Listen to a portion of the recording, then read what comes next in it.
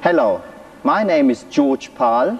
I'm German and I'm a freelance clay modeler and contracting for different car manufacturers over here in Germany since about 20 years. I would like to show you how we go through the process of building a full-size clay model. What you see here for a start is the buck we're building to do a full-size clay model. Inside this buck here is a metal structure built as a metal frame, which you can't see anymore because it's already covered with plywood and foam. When you build the foam buck, don't forget it's important to use polyurethane foam and not polystyrene, because polystyrene, it always happens that when you paint the top surface of your clay model later on, then polystyrene creates gas blisters and they come up on the top surface, and then you get all these air bubbles onto your painted surface work. Don't forget. After you build the foam buck, it's also very important to get a good connection between your first layer of clay and the foam. So what we do is, especially on vertical surfaces, we put a lot of holes into the foam to avoid the clay could drop off on vertical surfaces. This happens like this.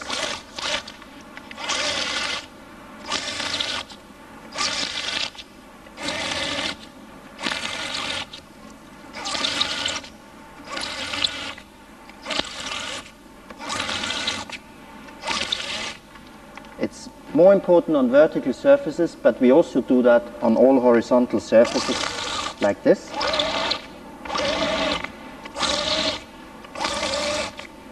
After you've done all this, it's important to get your vacuum cleaner out and get rid of all this foam dust. Otherwise, this foam dust will always roll up onto the top surface, and at the end you will find this on your finished top surface.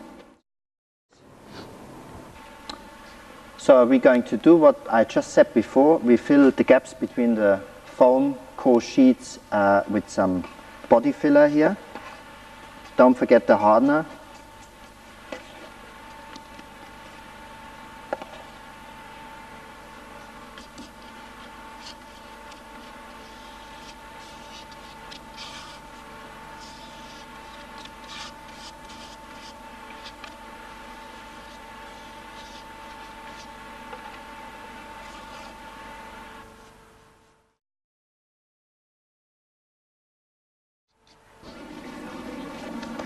What we do next is we cover the foam with a layer of emulsion paint.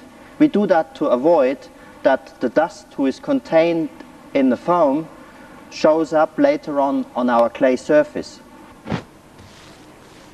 As you can see here, we did put already some clay onto our foam buck. This hard styling clay we're using here was originally founded by a pharmacist in 1890 in Munich in Germany. His name was Franz Kolb. The reason for inventing this artificial clay for him was to please the artists in Munich.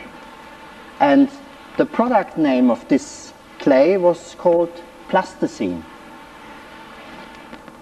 This company, which is producing the hard styling clay today, still sells it under the same name. Presently, most of the car manufacturers in Europe are using Kolb clay. This hard styling clay here contains sulfur, ceramic components, oil, wax and coloring.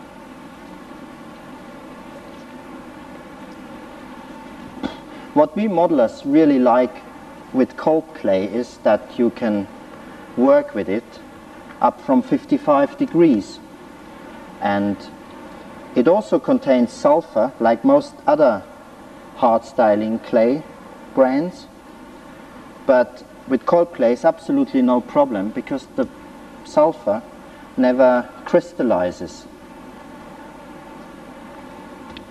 And on top you never get blisters on your fingers. When you put on clay on vertical surfaces like here, then make sure that your first layer really sticks into these holes. If you go over it with your layer, then make sure the clay inside these holes is still warm.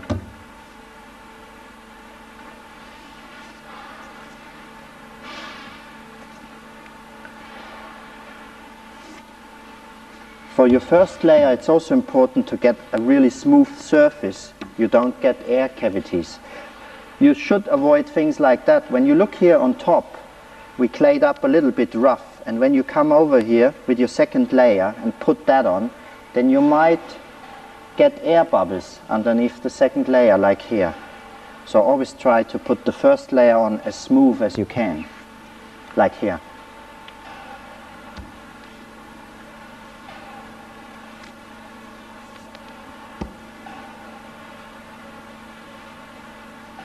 If your first layer of clay is already gone cold and you continue claying up, then you should use a heat gun and heat up the surface before, like this, before you put your second layer on.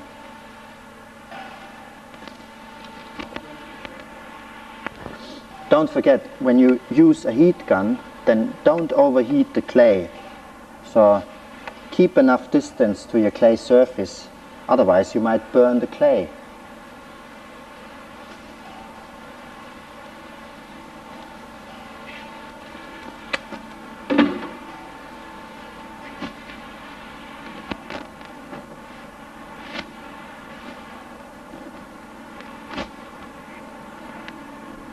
Now, after we put the first layer of clay on, we start with the second layer. Don't forget the areas where you're going to put clay on, heat them up a little bit with this heat gun.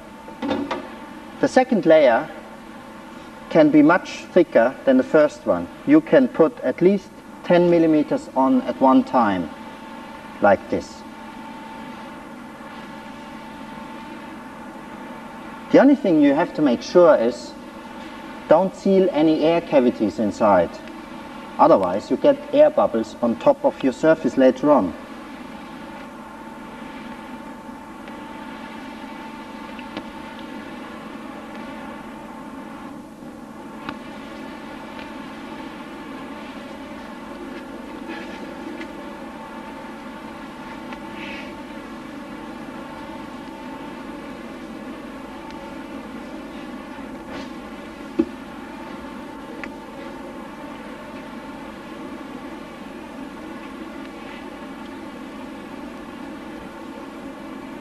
As you can see, in the meantime, we spent some more time on this subject here. We put about 50 millimeters of clay onto the top of this bonnet here, and about 30 millimeters around here, and a lot here up on the front.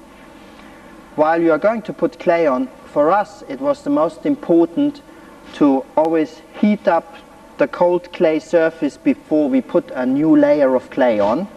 And even more important, it is to avoid to capture air bubbles inside.